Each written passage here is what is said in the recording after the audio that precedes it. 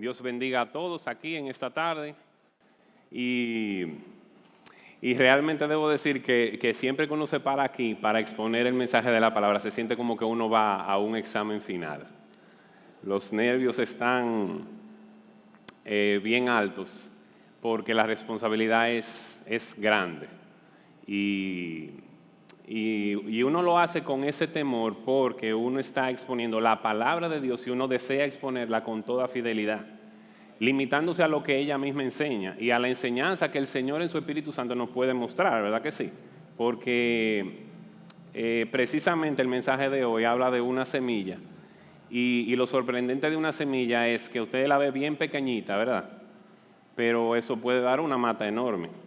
Entonces, hoy vamos a compartir un mensaje muy importante, así que el Señor nos hable y el Señor guarde nuestros corazones. Así que en el día de hoy, continuando con esta serie del Evangelio de Marcos, hoy vamos a tocar, hoy vamos a tocar una parte muy especial de las enseñanzas de nuestro Señor Jesucristo y es las parábolas. Pero en el día de hoy no la vamos a ver todas, sino que vamos a concentrarnos solamente en la primera de todas ellas, y esto es la parábola del sembrador, una muy conocida por todos los creyentes por su clara explicación de su enseñanza central. Quizás algunos pudieran preguntarse qué de nuevo puede traernos la parábola del sembrador, porque ya la hemos escuchado muchas veces. De hecho, la última vez que recuerdo haberla escuchado, creo que fue Persia, que la compartió con todos, pero no podemos por ello limitar su predicación porque puede ser que aquí haya algunos, ya sea presencialmente o a través de las redes sociales, que la esté escuchando por primera vez. Para estos pudiera ser nuevo, ¿verdad que sí? Pero para nosotros, que ya hemos creído, gracias sean dadas a Dios porque todavía Él puede darnos una nueva enseñanza para nuestra edificación. Así que en nuestras Biblias el subtítulo para esta palabra es Parábola del Sembrador. Y esto se debe porque al principio del texto en nuestras Biblias dice así: he aquí el sembrador salió a sembrar. Pero algunos teólogos consideran que esta parábola pudiera llamarse también parábola de los terrenos. Porque si bien es verdad que los elementos principales de esta parábola mencionados al principio, y esto es el sembrador y la semilla que él va a sembrar, al mismo tiempo corren paralelamente a estos la reacción de los terrenos debido a su alta relevancia. Porque precisamente de eso es que se trata, de cómo fue que reaccionaron los terrenos ante la presencia de la semilla. Entonces, en la agricultura, un oficio del cual el Señor toma su imagen, ¿verdad que sí?, para explicar una verdad espiritual del reino de Dios, nos muestra que para que haya fruto de la tierra se necesita no solamente un sembrador, sino una semilla de calidad que Él plante, pero también terreno con unas condiciones favorables. Entonces la pregunta es la siguiente: para conseguir esto, un terreno que dé fruto, ¿qué se necesita? Por lo tanto, el título del mensaje de hoy es Dios, el buen agricultor, y la lectura la tendremos en Marcos 4, versos del 1 al 20. Y antes de leer la porción bíblica, debo decirles que así como el Señor, cuando estuvo en la sinagoga aquella ocasión, que le dieron el rollo y él leyó el pasaje de Isaías cuando decía: el Espíritu del Señor está sobre mí porque me ha ungido para dar buenas nuevas a los... Todos ustedes lo conocen. De la misma manera, sin yo pretender bajo ninguna circunstancia creerme el Señor, eso es imposible, ¿verdad? Hoy mismo se va a cumplir esa palabra que vamos a leer hoy aquí, ya sea en su totalidad o en algunos puntos de ella, ¿verdad que sí? Nuestro deseo es que se cumpla en una parte, en la última, ¿verdad? Pero el Señor es soberano y Él tiene control de todas esas cosas. Así que vamos a leer la porción bíblica en Marcos 4, versos del 1 al 20, y dice así: otra vez comenzó Jesús a enseñar junto al mar, y se reunió alrededor de él mucha gente, tanto que entrando en una barca se sentó en ella en el mar, y toda la gente estaba en tierra junto al mar. Y les enseñaba por parábolas muchas cosas, y les decía en su doctrina: oíd, he aquí el sembrador salió a sembrar, y al sembrar aconteció que una parte cayó junto al camino, y vinieron las aves del cielo y la comieron.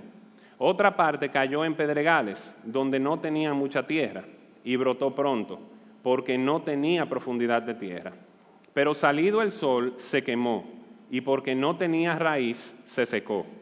Otra parte cayó entre espinos, y los espinos crecieron y la ahogaron, y no dio fruto. Pero otra parte cayó en buena tierra, y dio fruto, pues brotó y creció, y produjo a 30, a 60 y a 100 por uno.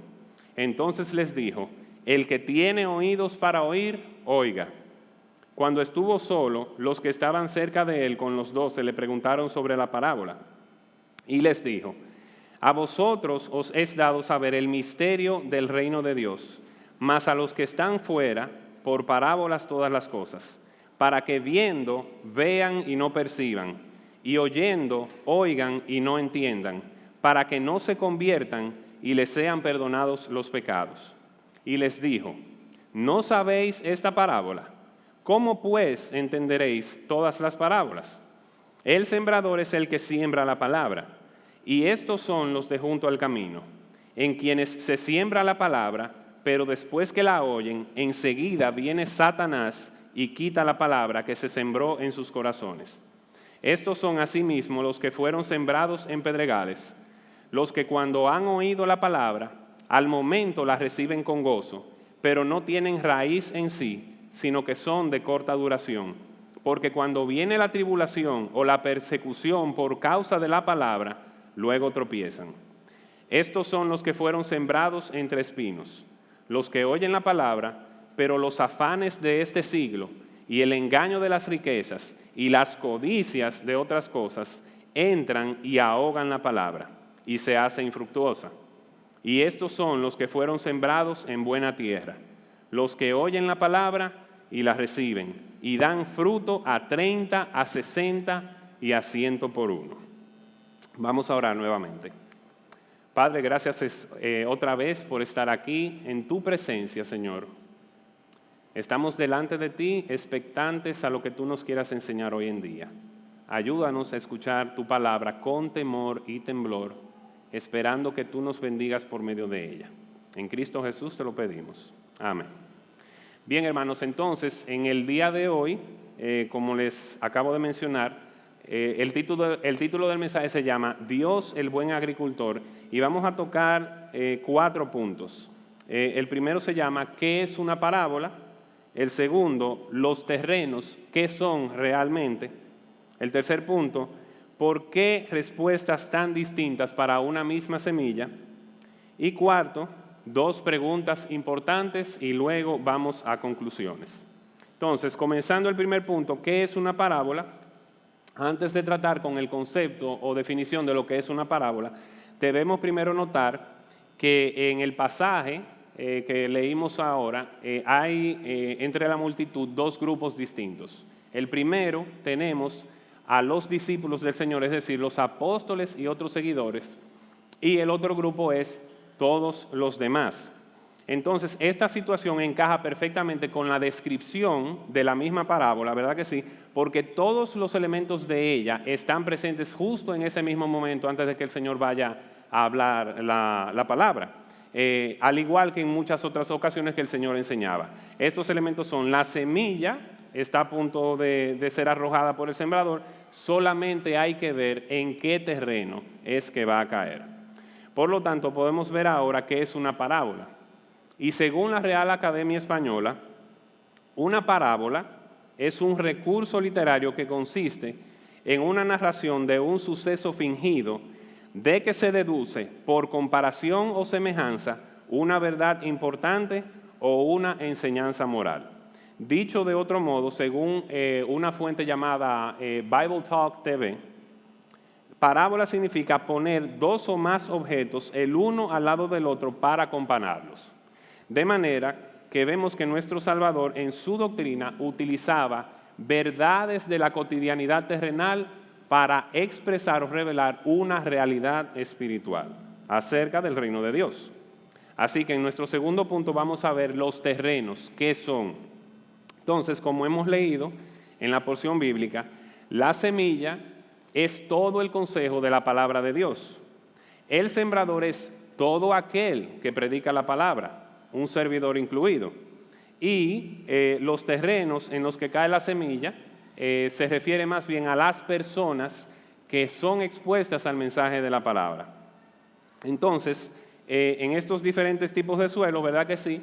El verso 15 nos resalta o nos dice más específicamente qué son estos terrenos, y realmente lo que dice es que son los corazones de las personas que escuchan y la reacción que estos tienen ante la predicación de la palabra. Debemos también entender que en términos agrícolas, un sembrador, dada la experiencia de su oficio, siempre va a buscar sembrar una semilla de calidad en un terreno que sea apto para ella. Nosotros nunca vamos a ver a un sembrador, por ejemplo, tirar una semilla ahí, en ese piso, porque ese suelo no es apto. O sea, no hay una intencionalidad del sembrador sembrar en un suelo que él sabe muy bien que no va a producir nada. Entonces él siempre va a buscar un terreno que sea fructífero. Entonces, no obstante, mientras él arroja la semilla, accidentalmente la semilla cae en terrenos que él sabe muy bien que no van a fructificar y que al final de cuentas va a demostrar precisamente eso, que no son terrenos aptos. De la misma manera, Dios en su palabra da, ¿verdad?, a los corazones que sí van a ser fructíferos, pero también en la riqueza de su misericordia, mas no de manera accidental, Él deja caer la semilla de su palabra en los corazones que aún no van a fructificar. Porque así como en su gracia común, como nos dice Mateo 5:45, Él hace salir su sol sobre malos y buenos y hace llover sobre justos e injustos, asimismo Él hace llegar el mensaje de su palabra a toda persona. Veamos entonces ahora la descripción de los diferentes tipos de terrenos. Y cada uno de nosotros debe hacer un ejercicio personal y honesto de, en la medida en que vaya escuchando las características de cada uno de los terrenos, vaya a ver si usted se identifica en alguno de ellos. El mejor servicio que usted se hace a usted mismo es ser sincero consigo mismo, de ver en cuál de estos terrenos usted cae. Así que el primero de los terrenos es la semilla que cayó junto al camino. Los versos 4 y 15 dicen así otra vez: y al sembrar, aconteció que una parte cayó junto al camino, y vinieron las aves del cielo y la comieron. Y estos son los de junto al camino, en quienes se siembra la palabra, pero después que la oyen, enseguida viene Satanás y quita la palabra que se sembró en sus corazones. Entonces, los caminos y senderos son porciones de terreno que están sujetas a la constante abrasión de todo aquello que lo transita. Entonces, este efecto lo que produce es que si hay vegetación, la vegetación se pierde. Y, claro, si la tenía. Y también esa misma acción sobre el terreno hace que esa vegetación no vuelva a crecer. Pero también, en la medida en que se transita en este camino, la tierra se va compactando, se va endureciendo y se va secando, lo cual hace que la misma sea impenetrable. Es decir, cualquier semilla que caiga sobre él va a rebotar y va a quedar expuesta a las aves del cielo para servirles de alimento. De la misma forma es el corazón del hombre natural. El hombre natural está endurecido contra Dios. Entonces, estos particularmente son del gusto de Satanás. ¿Por qué? Porque la condición de sus corazones, tan duros que son, que no le entra la palabra, le permite a él robar, cual ladrón, la palabra que es sembrada en ellos. Entonces, estas personas, cuando oyen la palabra, les entra por un oído y les sale por el otro, sin desviarse a su corazón para que al menos la consideren. Estos son también como las autopistas de nuestro país o de cualquier país. Y no sé si a usted, me imagino que a alguno de aquí le ha pasado que cuando va manejando por la autopista coincide que delante de sí, ¿verdad?, va un camión de estos grandes que llevan cargamentos de grano de maíz. ¿Le ha pasado? Entonces, ¿qué pasa? El maíz va cayendo y comienza a pegar en los parabrisas. ¿Pero por qué? porque el grano de maíz no salta directamente del camión y va al parabrisas. El grano de maíz cae en el suelo de la autopista y rebota tanto que termina pegando en el parabrisas. Así de duro es el corazón del hombre con respecto a la palabra de Dios. Entonces todo ese maíz queda regado en el piso y le sirve de alimento a las aves. Ciertamente es así. Entonces ellos también, los que son endurecidos contra Dios, son como los abrigos impermeables, que le cae lluvia y el agua les resbala y no empapa para afectar sus almas. Entonces estas personas también son de mente abierta, escépticos, neutrales, ateos, les encanta cualquier filosofía rara, escudarse de la ciencia y el pragmatismo y creer en cualquier otro sistema de creencias siempre y cuando no sea la Biblia. Y en estos también se cumple algo que dijo el poeta y ensayista Charles Baudelaire, y dice así: el mejor truco que el diablo inventó fue convencer al mundo de que él no existe. Porque aquí dice el texto claramente que Satanás viene y roba la palabra de ellos. Pero ahí mismo cuando Satanás les roba la palabra, ahí mismo les susurra sin que ellos sepan: no creas que yo no existo, yo te robé la palabra, pero yo no existo. O sea, él les hace creer esto. Entonces la Escritura habla de este tipo de personas. Dice así, en 2 de Timoteo 4, del 3 al 4, porque vendrá tiempo cuando no sufrirán la sana doctrina, sino que teniendo comezón de oír, se amontonarán maestros conforme a sus concupiscencias, y apartarán de la verdad el oído y se volverán a las fábulas. Cuando dice aquí el texto de que ellos no sufrirán la sana doctrina, quiere decir que no la van a soportar la Biblia, que no la van a aguantar, que les va a fastidiar la vida. Entonces, cuando aquí dice que ellos se van a rodear de maestros conforme a su concupiscencia, es decir, que se van a rodear de maestros conforme a sus deseos pecaminosos. Es así. Entonces, amigo que escuchas, ¿eres tú de los que siempre le busca una contraparte a la palabra de Dios para justificarte en tu mal andar? Piénsalo, por favor. Porque esto realmente le facilita a Satanás robarte la palabra que es sembrada en ti. Ese es el terreno duro del camino en el que cayó la semilla, ¿verdad? Entonces, el segundo terreno es los pedregales. Dice así: otra parte, los versos 5 al 6 y 16 al 17, otra parte cayó en pedregales donde no tenía mucha tierra y brotó pronto porque no tenía profundidad de tierra. Pero salido el sol se quemó y porque no tenía raíz se secó. Estos son asimismo los que fueron sembrados en pedregales, los que cuando han oído la palabra, al momento la reciben con gozo, pero no tienen raíz en sí, sino que son de corta duración, porque cuando viene la tribulación o la persecución por causa de la palabra, luego tropiezan. Entonces, una semilla que cae en poca tierra va a brotar. Si ustedes han visto videos de cómo es el proceso de una semilla, ustedes ven que cuando la semilla está en tierra y ya comienza el proceso de ella morir, le sale como una lengüita verde hacia abajo. Ese es el inicio de la raíz. Entonces ellos apenas sacan eso. La semilla apenas saca eso en un terreno con tan poca tierra.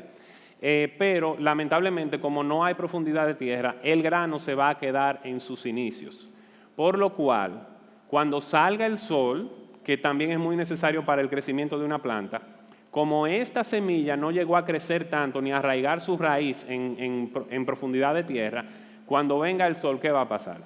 Se va a quemar porque no ha tomado la humedad del terreno ni los nutrientes para crecer lo suficiente como si lo hubiera hecho una planta adulta para resistir el calor del sol y entonces así no se quemaría. Entonces, no sé si ustedes recuerdan también un experimento que nos pusieron a todos, me imagino, cuando estábamos en el colegio, de tomar un frasco de vidrio, poner dentro de él un algodón húmedo y ponerle una semilla de habichuela. Nosotros fuimos testigos de cómo en el proceso la habichuela fue cambiando y cómo le salió raíz y cómo ella fue creciendo. Mis hermanos, esa semilla iba a dar una planta hasta donde el algodón le iba a permitir. Y evidentemente que en ese frasco con tan poco asentamiento no iba a llegar muy lejos. no iba a ser como de mucha garantía para prolongarse en el tiempo. Entonces, así mismo son algunas personas que oyen la palabra, pero que les atrae de la palabra de Dios las cosas que son agradables y fáciles de aceptar. O sea, les encanta el amor de Dios, el perdón de Dios, la misericordia de Dios, las bendiciones que Él pueda dar. O sea, todo eso. Sin embargo, no les gusta cuando se dan cuenta que el Evangelio, además de todas esas cosas fascinantes, trae consigo también toda clase de pruebas fuertes para los creyentes. Entonces, la tribulación y la persecución, tal como el Señor las experimentó, eso es lo que le aguarda a todo aquel que cree. Por lo tanto, ante el asomo de la más mínima dificultad, que una persona que es como el terreno con mucha piedra y poca tierra, ante el asomo de la más mínima dificultad, por causa del nombre de Cristo, dígase, burlas, insultos, desprecios, humillaciones, marginaciones, amenazas, heridas, encarcelamientos, dan media vuelta y se van despreciando el evangelio que implica cruz y se entregan a sí mismos a un evangelio light, a un Cristo, como dice un pastor que yo sigo, un pastor joven que pastorea en España, se entregan a un Cristo descafeinado, a un Cristo caramelizado, que solamente le viene con engaño, con promesas de una vida libre de problemas, en prosperidad, riqueza, salud y bienestar. Así de sencillo, todo el mundo conoce ese cuadro que nosotros estamos viendo actualmente. Entonces, como dijera Charles Spurgeon, cito aquí, luego hay muchos más cuya religión debe ser sostenida por medio de un ambiente entusiasta. Parece que fueron bautizados en agua hirviente y a menos que la temperatura alrededor de ellos se mantenga en ese punto, estos se desvanecen. La religión que nace de una mera emoción morirá cuando la emoción termine. Eso es así. Lo mismo pasa con el matrimonio. No siempre estamos allá en el aire, ¿verdad que sí? Vienen dificultades, pero por el hecho de que haya dificultades nos vamos a dar media vuelta y nos vamos a divorciar. No. Entonces al creyente le espera eso, le espera dificultades, pero estas personas no tienen profundidad de raíz en ese sentido. Entonces estas personas en sus corazones no fueron lo suficientemente profundas para reflexionar y considerar que seguir a Cristo, es decir, ser discípulo suyo, implica pagar un precio muy caro, muy caro. Porque de hecho Lucas 14, del 27 al 30 nos dice así, el mismo Señor nos enseña, y el que no lleva su cruz y viene en pos de mí no puede ser mi discípulo. Porque ¿quién de vosotros, queriendo edificar una torre, no se sienta primero y calcula los gastos a ver si tiene lo que necesita para acabarla? No sea que después que haya puesto el cimiento y no pueda acabarla, todos los que lo vean comiencen a hacer burla de él diciendo, este hombre comenzó a edificar y no pudo acabar. Fulano, ven acá, dime mengano, ¿tú te enteraste que Sutano se metió a evangélico? ¿Cómo? ¿Cómo va a ser? Que sí, míralo aquí. Él acaba de salir en una de las fotos que publicaron en las redes sociales la iglesia a la que él está yendo ahora. Así que no relaje, ya le lavaron el cerebro, lo pedimos. Y comienzan entonces los comentarios en las redes sociales. Ahí está el aleluya. Ahí está, hablando en lengua. Rambo, saca la bazuca. Mira, entonces, este es de lo que se tira en el piso y comienzan a atacar y todo eso. Entonces, Sutano se entera por los comentarios en las redes sociales. ¿Y qué hace él? Se asusta, se avergüenza y hace así, no, yo voy a dejar esto porque mi reputación, o sea, mi estatus social, me están avergonzando en público. Y él dice, no, ya, esto no era lo que yo buscaba, y se da media vuelta y abandona. Entonces, amigo que escuchas, ¿tú buscas un evangelio suave y fácil o tú estás detrás del evangelio verdadero de Jesucristo? Hazte esa pregunta. El tercer terreno que vamos a ver es la semilla que cayó entre espinos.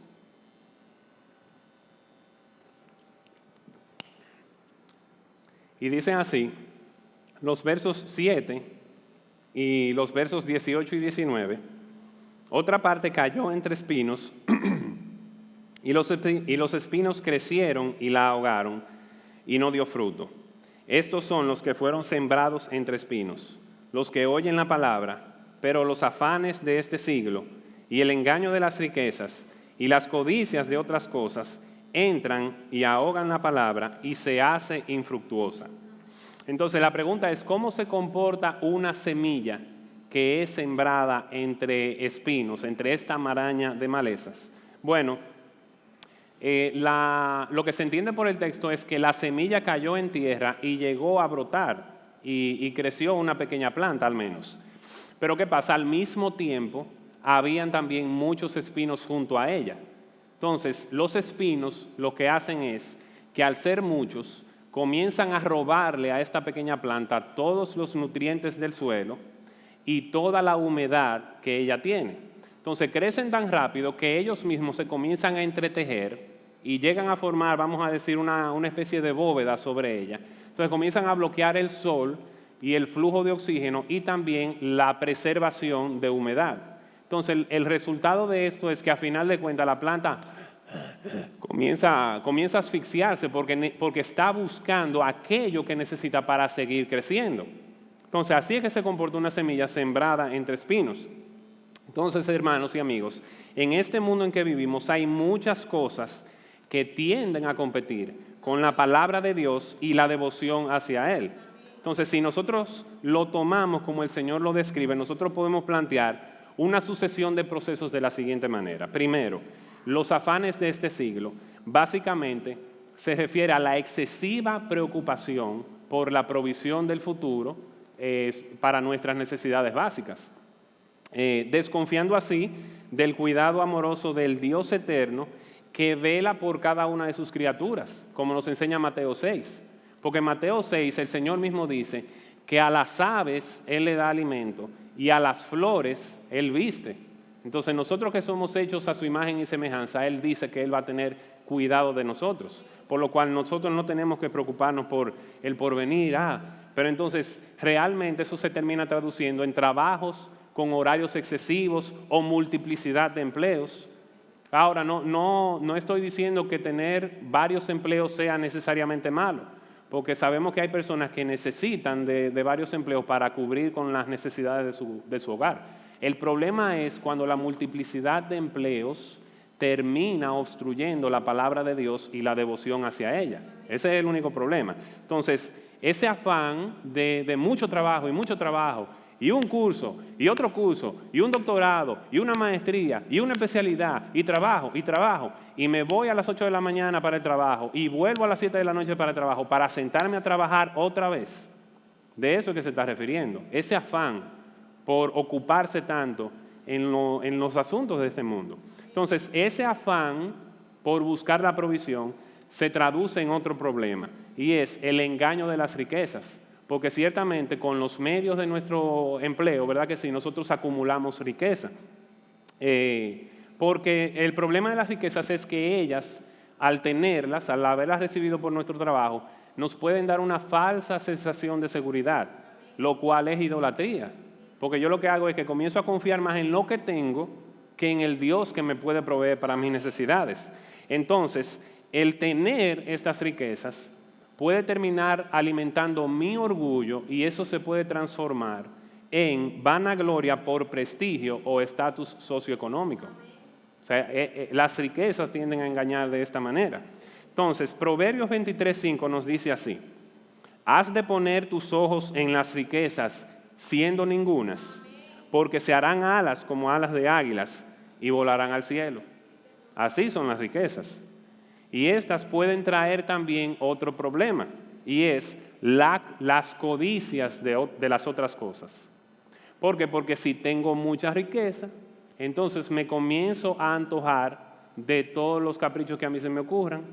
Tengo un carro, pero quiero un mejor carro, y duro un año con ese carro y vengo y me quiero comprar otro carro, y quiero una casa más grande, y quiero esto, y quiero aquello, y entonces vivo no contento con lo que ya tengo, que me sostiene para lo que es necesario. O sea, no es tan malo usted desear, por ejemplo, cambiar su vehículo, pero si su felicidad depende de ello, entonces hay serios problemas. Entonces las codicias de otras cosas, ese es el problema, obstruyen en ese sentido. Entonces en ese sentido, Primera de Timoteo 6, del 9 al 10 nos dice así, dice, porque los que quieren enriquecerse caen en tentación y lazo y en muchas codicias necias y dañosas que hunden a los hombres en destrucción y perdición, porque raíz de todos los males es el amor al dinero, el cual, codiciando algunos, se extraviaron de la fe y fueron traspasados de muchos dolores. Así que el afán por nosotros querer construir reinos, entre comillas, reinos propios, que son solo ilusiones efímeras, tienden a obstruir o a eclipsar la bendición eterna que ofrece la palabra de Dios. O sea, nos quita la mirada totalmente de lo que Dios nos ofrece por medio de su palabra. Entonces, la pregunta es si tú tienes un corazón afanado por las cosas de este mundo. Espero que no, pero el Señor es el que sabe. Así que ya vamos ahora al último terreno de la parábola y es la buena tierra. Los versos 8 y 20 nos dicen de la siguiente manera. Pero otra parte cayó en buena tierra y dio fruto, pues brotó y creció, y produjo a 30, a 60 y a 100 por uno. Y estos son los que fueron sembrados en buena tierra, los que oyen la palabra y la reciben y dan fruto a 30, a 60 y a 100 por uno. Entonces ahora vemos un terreno que es totalmente diferente a los que ya hemos visto. No es un camino con tierra dura y árida, no tiene pedregales abundantes, más que la tierra, ¿verdad? Ni mucho menos espinos que impidan la fructificación de la semilla. No, este terreno es distinto. Este terreno es tierra negra y fértil, como la del Cibao, ¿verdad? Tierra negra y fértil, que su superficie es libre de impurezas y es blanda, tiene profundidad para raíces y es un suelo libre de espinos y malezas que permite la luz solar, la humedad y el oxígeno para que sirva de nutrientes a la semilla que necesita crecer. Así es la persona que oye la palabra de Dios y la recibe en su corazón, un verdadero creyente. Su corazón no está endurecido para rechazar la palabra y así Satanás se la robe. Más bien es un terreno blando que recibe la semilla. Y si bien el relato de la parábola del sembrador nos dice que el sembrador arrojaba la semilla, yo me quiero tomar la libertad de recurrir a otro medio, a otra forma de sembrar semilla a manera de ilustración. Resulta que los que siembran semilla también lo hacen de la siguiente manera. Ellos toman un dedo y lo hunden en la tierra para hacer un hoyo. Entonces en ese hoyo insertan la semilla y luego con la mano cubren el hoyo para tapar la semilla. Entonces así también podemos visualizar la forma en que Dios pone en el corazón su palabra, en el corazón del creyente, ¿verdad que sí? Para que éste la reciba, la guarde y la considere para meditar en ella. En ese sentido, su corazón tiene profundidad, porque mientras crece y medita en las Escrituras, sus raíces se van haciendo más profundas y éste se va arraigando en el conocimiento de la palabra y de Cristo. Por eso es que cuando viene la tribulación, cuando vienen los señalamientos, cuando vienen las calumnias, cuando viene la persecución, por causa del nombre de Cristo, Él se mantiene firme y no se avergüenza. Más que vergüenza, Él considera que todos los bochornos que le hacen a causa del nombre de Cristo son un honor para Él. Son un honor. Entonces ni siquiera los afanes de este mundo, ni las riquezas, ni las codicias de las otras cosas le son impedimento. Y así como al principio rindió frutos de fe y de arrepentimiento, se pasa toda la vida manifestando el fruto del Espíritu conforme nos enseña Gálatas 5. Amor, gozo, paz, paciencia, benignidad, bondad, fe, mansedumbre y templanza. Ese es el creyente, ese es uno de corazón como terreno fértil. Así que en este sentido, los que hemos creído, hermanos, gocémonos en el hecho de que Dios nos ha hecho con corazones receptivos a su palabra, así como la tierra es fértil. Así que ahora vamos a nuestro tercer punto, ¿por qué respuestas tan distintas para una misma semilla? En primer lugar, acabamos de ver que los 3 primeros terrenos, si bien tuvieron diferentes reacciones entre ellos mismos, tuvieron el mismo común denominador, y es que ninguno de ellos fructificó. Entonces, ante la predicación de la palabra de Dios, y aún con el uso de simples parábolas, las personas, así mismo como el Señor Jesucristo dice en el verso 12 de Marcos 4, ellos viendo, ven y no perciben, y oyendo, oyen y no entienden, para que no se conviertan y les sean perdonados sus pecados. Ahora, uno se pudiera hacer la pregunta, y es, ¿no sería el Señor injusto al usar parábolas precisamente para que se dé este resultado? De que ante el uso de parábolas, ellos oyen y no entienden, y ven y no perciben, y no se vuelven a Cristo para que sus pecados no sean perdonados. No, no es injusto de parte de Él, porque precisamente, además de que las parábolas tenían el propósito de revelar una verdad espiritual por medio del uso o la explicación de una realidad de la cotidianidad, las mismas tenían el objetivo de manifestar quiénes se habían endurecido voluntariamente contra Dios. O sea, por eso era que Él decía, a ellos, por parábolas es que se les dice todas las cosas, para que viendo vean y no perciban, y oyendo oigan y no entiendan, para que no se conviertan y yo les perdone los pecados. Entonces, a estos, ¿verdad?, se les exponía la parábola, y ante el misterio oculto del reino de Dios en ellas, ni entendían, ni les interesaban, entonces ellos lo que hacían era que se iban de aquí. Como aquellos que en una ocasión el Señor enseñando la palabra de que aquel que come mi carne y bebe mi sangre tendrá vida eterna, ellos dijeron, esa palabra es muy difícil y muy dura de recibir, y se fueron. Así mismo era. Entonces, de estas personas que se van, que se dan la vuelta, que son los de afuera, el apóstol Pablo nos dice de ellas en 1 Corintios 2:14 que ellos son el hombre natural. O sea, ellos son el hombre que nace aquí en este mundo. Dice que el hombre natural no percibe las cosas que son del Espíritu de Dios, porque para él son locura, y no las puede entender porque se han de discernir espiritualmente.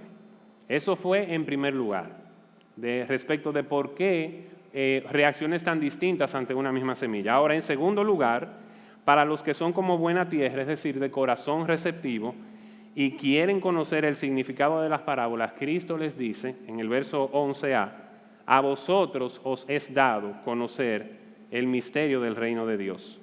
Y el resultado es que estos se convierten a Cristo y sus pecados les son perdonados. Así que en vista de esto, debemos hacer 2 preguntas importantes, y este sería ya nuestro punto final del mensaje. Entonces, luego de ver este contraste entre las diferentes respuestas de los corazones ante la predicación de la palabra, la primera pregunta que tenemos que hacernos es la siguiente. ¿Significa esto que hay personas que son mejores que otras? Definitivamente que no. Porque Romanos 3, versos 10 al 12 nos dice de la siguiente manera. Como está escrito, no hay justo ni aun uno. No hay quien entienda, no hay quien busque a Dios.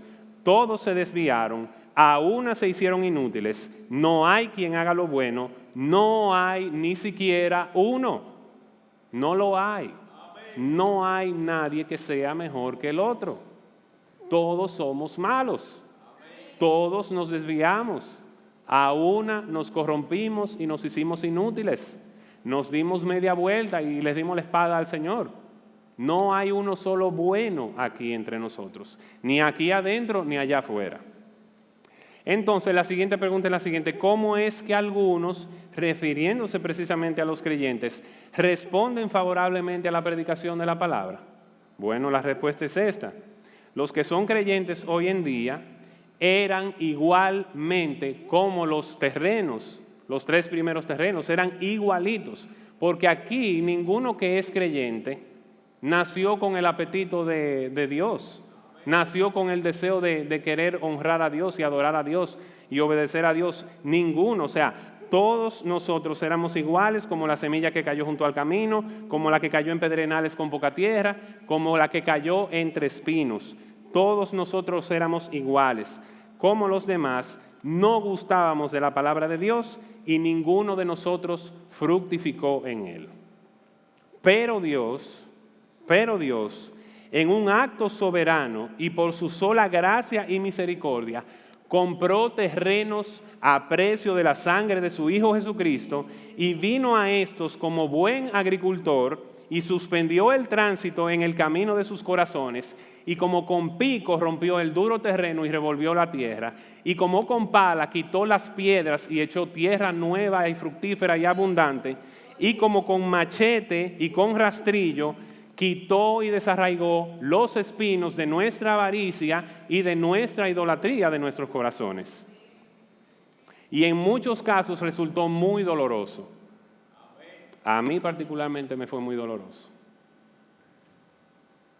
Cómo Dios, sin pedirme permiso, irrumpió en mi vida y un día hace ya 21 años, Él hizo todo esto en mi corazón. Porque mi corazón era duro como el camino. Me predicaban y la palabra me resbalaba. Yo estaba también en otras cosas. Si de alguna forma había en mí alguna identificación con alguna tendencia religiosa que me identificaran como evangélico, me era motivo de vergüenza. De hecho, ahora recuerdo que cuando yo estaba en segundo de bachillerato, nos asignaron leer un libro de Mario Vargas Llosa que se llama Los Jefes. Y venía una edición del mismo, un libro de ese tamaño, y era de color verde, tapa dura, y tenía unas impresiones algo rústicas, ¿verdad que sí? Y como teníamos una asignación respecto de ese libro, una tarde estaba yo en el colegio y me senté aparte a leer el libro, y apareció repentinamente una persona que yo conozco de allá, no me acuerdo quién era, pero se paró delante de mí. Cuando yo lo miré, porque yo estaba viendo hacia abajo leyendo el libro, cuando yo levanté la mirada, él me dijo, ¿y tú te convertiste? Y dije yo, no. Yo me avergonzaba también de que me señalaran como cristiano, aunque faltaba mucho para yo convertirme.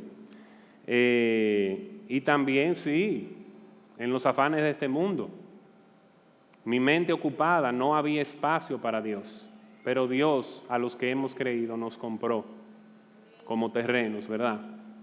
Y el camino se cerró, mira, aquí no me va a pasar más nadie. Piquen ahí, remuevan la tierra, rompan ese duro, y acondicionó el terreno de nuestro corazón para que su palabra fructificara. Imposible que fuera hecho por nosotros mismos, imposible. Tuvo que intervenir Él de manera sobrenatural. Por eso es que también Ezequiel 36, del 26 al 27, nos recuerda esta misma ilustración que acabamos de ver, parecida, más no exacta, pero la esencia está ahí. Ezequiel 36, 26 al 27 dice así: Dios mismo dice, por medio de Ezequiel, os daré corazón nuevo y pondré mi espíritu dentro de vosotros y quitaré de vuestra carne el corazón de piedra y os daré un corazón de carne y pondré dentro de vosotros mi espíritu y haré que andéis en mis estatutos y guardéis mis preceptos y los pongáis por obra. Toda esta obra es de Dios, solamente de Dios. A Él sea la gloria. Así que en conclusión, amigos que están aquí presentes o que nos estén viendo por las redes, si tú fuiste a alguno de ellos, de los que se identificó en los tres primeros terrenos que eran infructuosos, si al menos te ubicaste en uno de ellos, por lo menos reconoce que eres uno de ellos y que no gustas la palabra de Dios y que no quieres la palabra de Dios. Porque de hecho esto pudiera ser el principio de tu salvación. Entiende que lo que Cristo quiere es que si tú te vuelves a Él, Él te va a perdonar tus pecados, porque eso es tu principal problema. Si tú mueres en tus pecados, te perderás eternamente. Y ese no es el deseo de Dios. Dios se deleita en salvar a los pecadores. A Él no le complace la muerte del impío, no le complace. Así que al menos si tú te viste identificado en uno de estos tres primeros terrenos, admítelo, sé honesto contigo mismo y vuélvete a Cristo, que Él es el único que puede hacer de la dureza de tu corazón, de tu poca tierra fructífera y de los espinos que te ocupan demasiado. Él es el único que los puede limpiar y te puede dar un nuevo corazón. Ahora, a los que sí han creído, a los que tienen corazón fructífero como esa tierra fértil, nos podemos gozar en el Señor de que hemos experimentado esta gracia y esa misericordia. Sin embargo, a pesar de que el texto no lo dice y no es una enseñanza clara y directa de la parábola del sembrador, nosotros podemos sí sacar algunas aplicaciones. A pesar de nosotros tener un terreno fértil en el cual fructifica la palabra, nosotros no estamos exentos de que aparezcan endurecimientos en nosotros. De hecho, hoy en día, con esta abundancia de información y el fácil acceso a la misma y el entretenimiento, ni se diga, eso puede hacer que nuestro corazón se endurezca a la palabra de Dios. Y por eso es que usted se halla a sí mismo a veces que como que no retiene la palabra como antes lo hacía al principio. Porque quién sabe qué cosas uno deja transitar en su corazón. De hecho, estoy leyendo un libro que se llama Levanta tu mirada, el valor de tu atención en un mundo distraído. Y una cita de alguien que ahora mismo no me acuerdo del nombre, dice que mucha riqueza de información implica pobreza de atención. Y es que estamos muy distraídos. En ese sentido, sí, Satanás puede robarnos la palabra. En ese sentido, sí. Entonces, en el caso del ejemplo que el Señor pone de este terreno que tenía pedregales y poca tierra, bueno, José, por ejemplo, nos enseñaba en el sermón pasado que estos que son así como tierra fértil, es porque Cristo los llama, Él es el que los escoge. Y Pedro era uno de ellos, pero Pedro en el momento de la prueba se paniqueó y negó al Señor 3 veces, lo traicionó.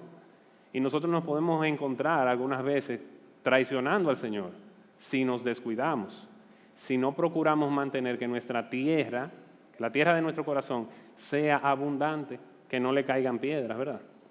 Y ni siquiera se diga del tema de los espinos.